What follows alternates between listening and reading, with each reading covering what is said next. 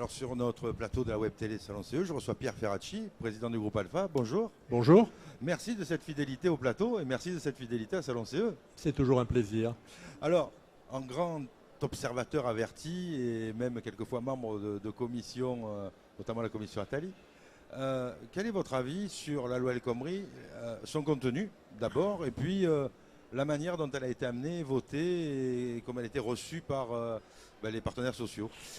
J'étais aussi dans la commission Combrexel qui a précédé le travail sur la loi.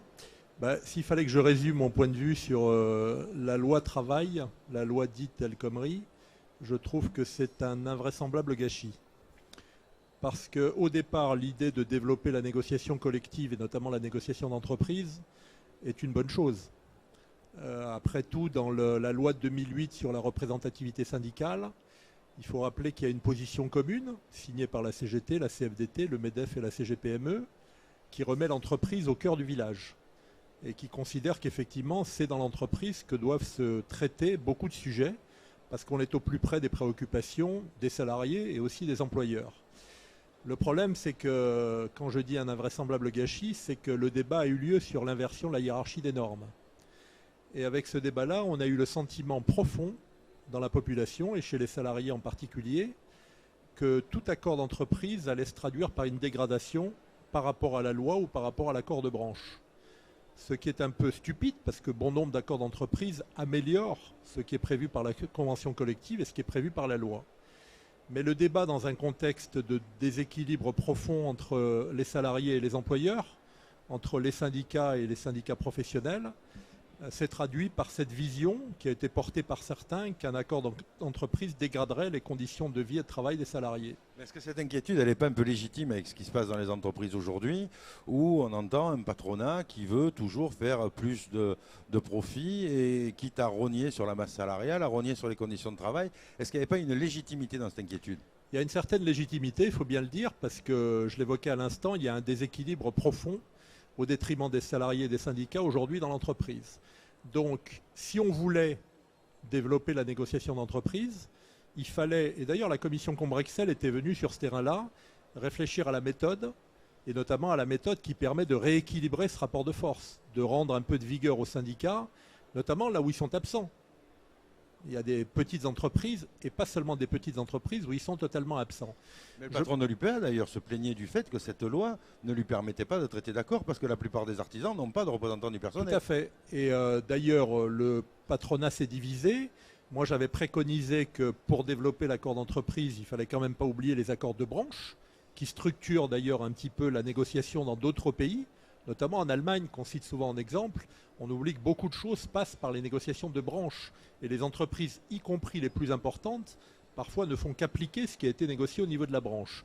L'UPA et la CGPME, pour prendre la partie patronale, étaient tout à fait favorables à la structuration des accords de la négociation de branche, ce qui passe d'ailleurs par un nettoyage du nombre de branches que nous avons en France. Il y en a plus de 700, dont 500 ou 600 ne servent strictement à rien, où il n'y a aucun dialogue social et aucune négociation. Donc, développer la négociation d'entreprise, ça nécessitait de rééquilibrer aussi le rapport entre la branche et l'entreprise. Ça n'a pas été fait ou ça a été fait trop tardivement, parce qu'il y a beaucoup de temps qui a été perdu, à la fois par des gouvernements précédents et par le gouvernement actuel, pour nettoyer un petit peu le paysage des branches. Donc oui, vous avez raison, pour que la négociation se développe, il faut que les deux parties soient équilibrées, ou en tout cas moins déséquilibrées. Et ce travail préalable n'a pas été fait. Et à partir de là, les craintes que j'évoquais se sont développées et se sont amplifiées. La crainte de la CGT, c'est par exemple, une des craintes de la CGT, c'est qu'il y ait un code du travail par entreprise. Est-ce que cette crainte-là, elle n'est pas un peu fondée? La crainte de la CGT, de Force ouvrière et de Solidaire, d'ailleurs, tout ce qui était opposant à la loi travail, elle peut être fondée si on ne crée pas les conditions d'un rééquilibrage de ce rapport de force. Oui, elle peut être fondée parce que là où j'entendais un candidat à la présidentielle à droite récemment, et pas des moindres, puisqu'il s'agit de l'ancien président de la République, qui disait demain, il faut qu'il y ait des candidatures libres au premier tour des élections professionnelles. Ça sera un coup porté aux syndicats qui sera non négligeable. Le même candidat à l'élection primaire d'abord et puis à l'élection présidentielle peut-être ensuite, disait qu'il faudra que le référendum soit à la main exclusive du patron de l'entreprise. Bon, ça sera un élément dans ce cas-là de contournement des organisations syndicales. Donc oui, il y avait le risque dans les conditions actuelles que la négociation d'entreprise, ce n'est pas le choix qu'a fait la CFDT. Elle a considéré que les forces des syndicats étaient suffisantes pour, sur le terrain de l'entreprise, obtenir des accords de qualité. En face, il y avait d'autres syndicats qui pensent que le contexte et le rapport de force est trop déséquilibré aujourd'hui pour y arriver. Donc il y a un vrai débat, et ce débat n'a pas suffisamment eu lieu.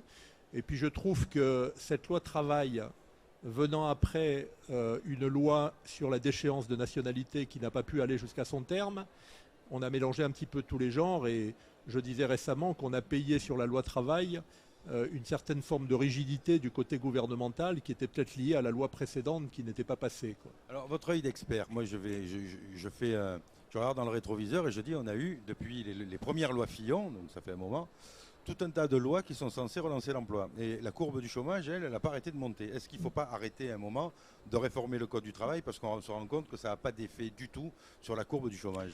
Il fallait en tout cas pour ce gouvernement réfléchir tout au début du quinquennat pour éviter de découper les négociations et les lois en rondelles. Quand on regarde bien, on a eu la loi de sécurisation de l'emploi en 2013, la loi Rebsamen en 2015, la loi travail en 2016. Tout ça aurait mieux fait d'être pensé globalement, quitte à être déroulé ensuite sur la totalité du quinquennat, après un bon travail avec les partenaires sociaux, préalable d'ailleurs peut-être à l'arrivée du gouvernement en place, hein, ça se travaille avant, ces choses-là. Et le fait qu'on ait découpé beaucoup de choses en rondelles a nui à la visibilité stratégique, à la perspective que voulait donner le gouvernement.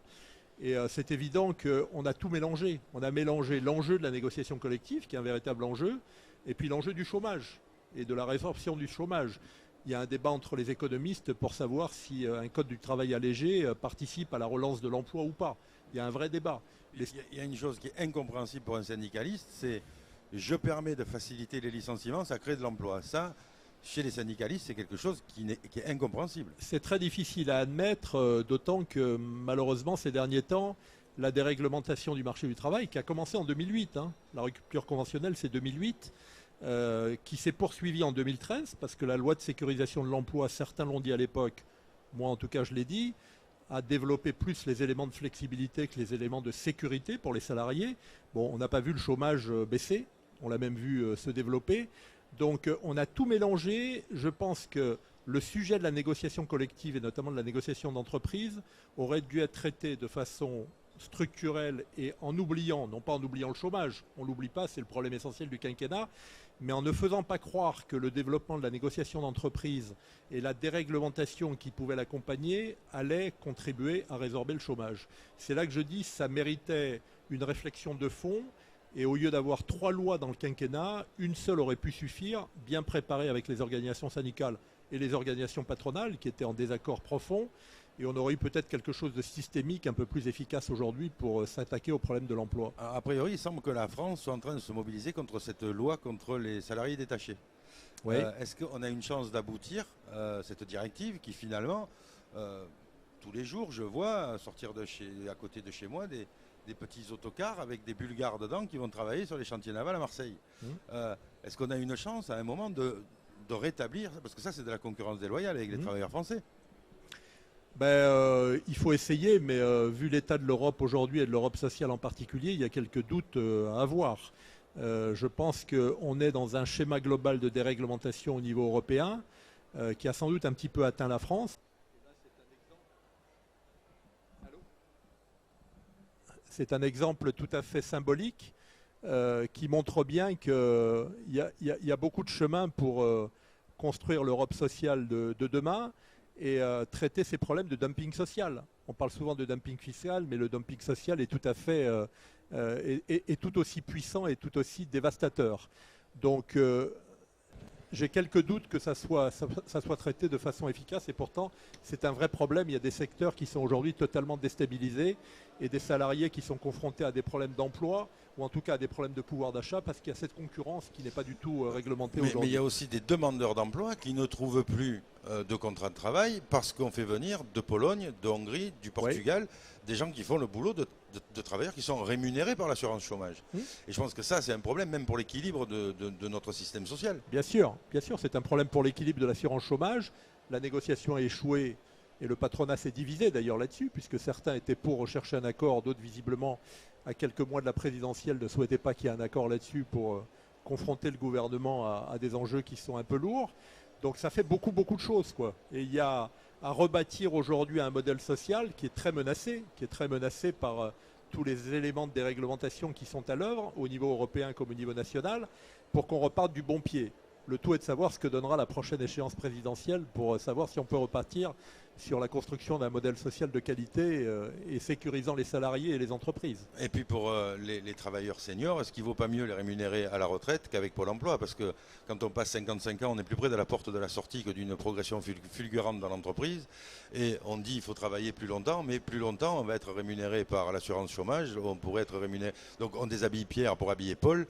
On règle les comptes des caisses de retraite, mais on abîme les comptes de l'assurance chômage. Est-ce qu'il ne faudrait pas, à un moment, faire l'effort politique de dire on bouche le trou des caisses de retraite pour améliorer les conditions de l'assurance chômage? Oui, mais bon, moi là je suis un peu réservé parce qu'il y a plusieurs problèmes qui s'entrechoquent. Je veux dire, on ne va pas non plus faire partir les gens de plus en plus jeunes à la retraite, qui va trouver effectivement ces problèmes de financement aussi qui sont pas minces. Et puis des gens qui partent très jeunes à la retraite, c'est aussi une mémoire qu'on perd dans les entreprises, des formes de tutorat pour les jeunes qui ne sont plus là, puis aussi tout simplement des salariés qui ont envie de continuer à être actifs et qui ont les moyens de l'être. Il n'est pas question d'être liberticide. Non, mais je ne parle pas des travaux très pénibles où il serait souhaitable que les gens partent plus tôt à la retraite parce qu'ils sont complètement esquintés par la vie professionnelle. Mais il faut trouver un équilibre, et moi je pense que le vrai équilibre, on ne le retrouvera qu'en retrouvant la croissance. Si on garde cette croissance très faible aujourd'hui, tous les problèmes d'équilibre des régimes de retraite, tous les problèmes de l'assurance chômage, on les traitera très mal. Donc il faut retrouver le chemin de la croissance. C'est un enjeu européen, c'est un enjeu national. On ne le réglera pas tout seul sans l'Europe, mais il ne faut pas non plus attendre toute l'Europe, une Europe qui est aujourd'hui, je le disais tout à l'heure, très malade. On disait 1 million d'emplois, c'était ici, le Conseil d'orientation pour les retraites disait 1 million d'emplois et on résout le problème des déséquilibres des caisses de retraite. Avec le nombre d'emplois qu'avait promis M. Gattaz s'il avait gain de cause, on aurait dû sauver les régimes de retraite. Oui, sauf que les emplois qu'il avait évoqués n'ont pas été créés, son million n'est toujours pas là. C'est d'ailleurs pour ça qu'il est passé à 2 millions. D'ailleurs aujourd'hui, il a doublé la mise.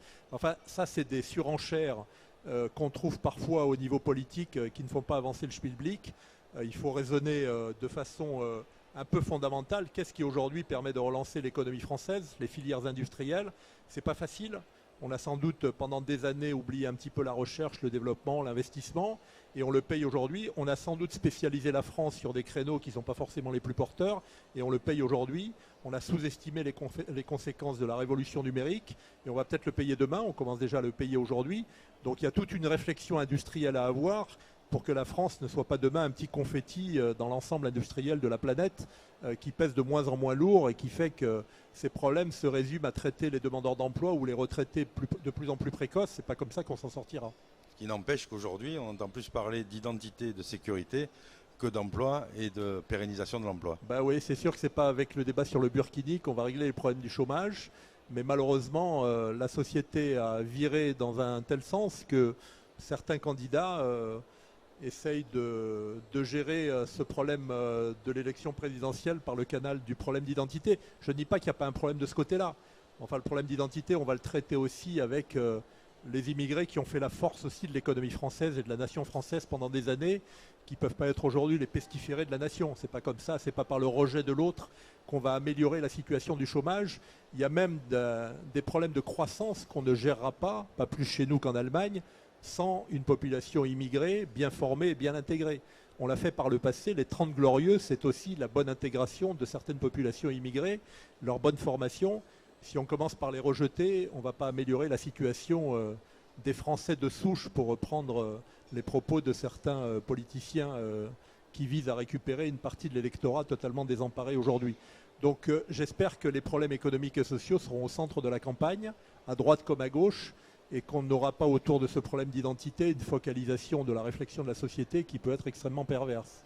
On va conclure là-dessus. Je sais que 2 ou 3 candidats aux primaires de droite et de gauche d'ailleurs regarderont cette interview et j'espère qu'ils auront bien noté votre conclusion. Merci Pierre Ferracci. Merci à vous.